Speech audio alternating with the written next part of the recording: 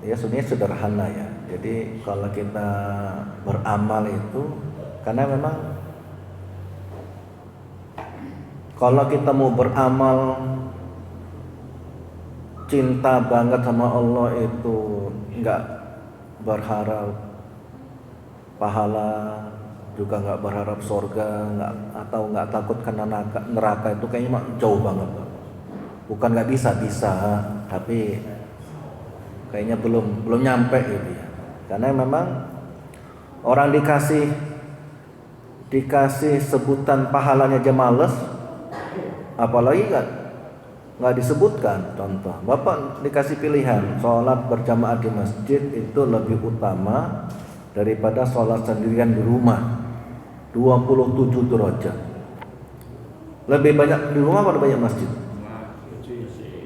Padahal sudah dikasih pahalanya, sudah disebutin, apalagi nggak disebutin. Jadi orang yang berharap pahala memang disebutkan sama Allah. Jadi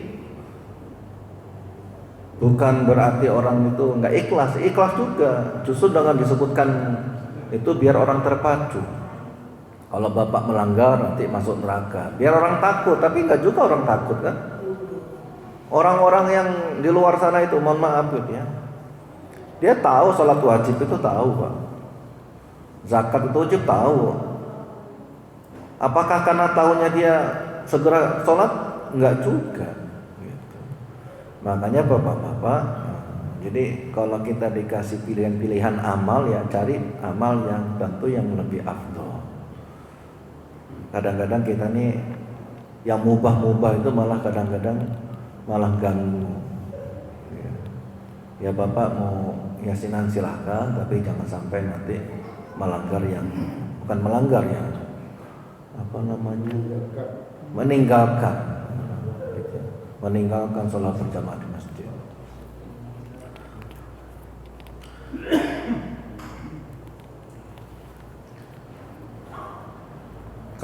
Kemudian kemarin disebutkan ada seorang perempuan namanya Zainab, itu dia ngasih itu Kang Asep jauh-jauh kenapa? Takut apa gimana? Maju sini, kayaknya takut. Takut ditanya, karena sudah lama nggak datang dia.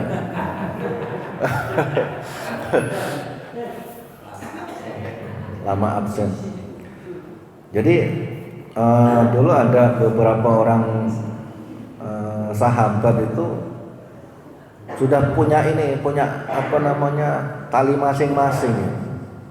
Tali itu diikat di pojok gitu. Jadi dibentangin dari ujung sana ke ujung sini gitu ya. Jadi kalau dia sholat di atas talinya dikempet di keteknya itu. Jadi kalau ngantuk kan ketarik sama talinya. Sama Rasulullah nggak boleh. Ya, kalau ngantuk ya disuruh istirahat. Makanya kalau di Jawa itu bapak-bapak ada 2 kali azan. Kalau subuh itu 2 kali azan.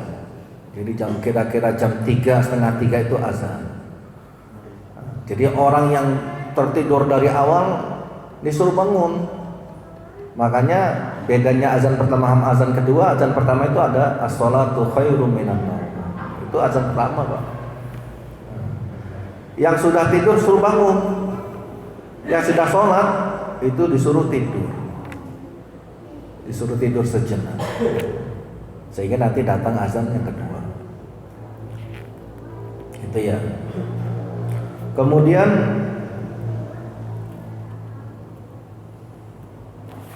kita masuk dalam bab yang berikutnya tentang bab fil muhafadzati 'alal a'mal, bab tentang bagaimana menjaga amal.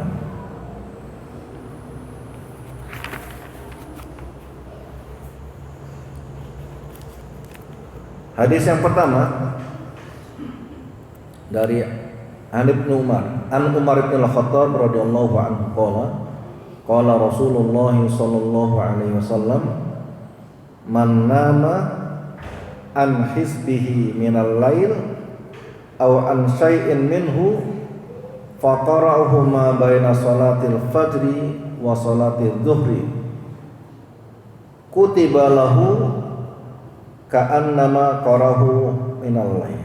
Jadi kalau dulu beberapa sahabat itu bapak-bapak itu punya kebiasaan, punya wiridnya itu baca Quran. Hizb itu sesuatu yang dijadikan sebagai bacaan untuk penjagaan. Jadi dia baca Quran sebagai penjagaan, baik menjaga hafalannya atau memang dia baca untuk menjaga diri. Karena salah satu manfaat dari amal soleh itu adalah dia bisa jadi tameng, ya. Sebagaimana puasa itu bisa jadi tameng, sedekah itu bisa jadi tameng, ya. Kalau puasa itu disebutkan dia bisa jadi tameng syahwat. Kalau sedekah itu bisa jadi tameng. Tameng itu apa sih bahasanya? Perisai. Bisa sebagai perisai. Makanya dianjurkan yang bujang-bujang atau yang pernah bujang sekarang jadi bujang lagi, suruh banyak-banyak puasa. Nah, disebutkan hadis tadi Pak, barang siapa yang tertidur an hizbihi min lail, meninggalkan. Jadi tidur itu meninggalkan hizbnya atau wiridnya dari Al-Qur'an. Malam hari itu ketinggalan atau ketiduran, maka dia dianjurkan untuk bacanya, mengqadha'nya maksudnya. Ma baina salatil fajri wa salatil zuhri kutiba lahu ka'anna qarahu minal lail. Kalau itu dilakukan, maka dia tercatat sebagai orang yang selalu membacanya di malam hari. Jadi kalau kita punya kebiasaan itu Pak,